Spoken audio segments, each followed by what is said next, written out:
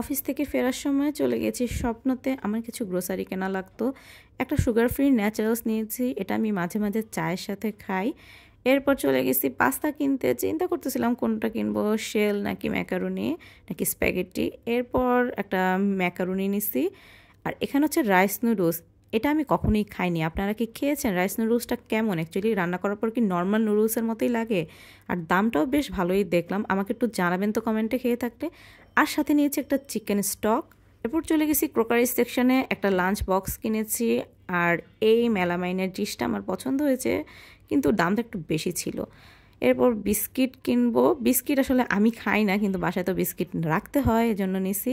Capsicum নিতে গেছি, কিন্তু স্বপ্নতে যেটা হয় এত বেশি পানি স্প্রে করে ক্যাপসিকামগুলো কেমন জানি অলরেডি মানে নরম থাকে, এজন্য আর নেই নেই। এ তো কাউন্টারে চলে আসলাম, বিল করে বাসার জন্য রওনা দিলাম। বাসায় যাচ্ছি। বাসায় যাওয়ার পর দেখি মা এরকম ছোলা সিদ্ধ করছে। এটা আমি এরকম সালাদ করে খাই সব কিছু দিয়ে, চাট মশলা দিয়ে। এটা মানে আমার কাছে খুবই মজার একটা নাস্তা। সবসময় ভাজা পোড়া তো খাওয়াই হয়, মাঝে মাঝে এরকমও একটু খেতে হয় হালকা। এই সালাডটা মজা প্লাস একটা গুড সোর্স অফ প্রোটিন।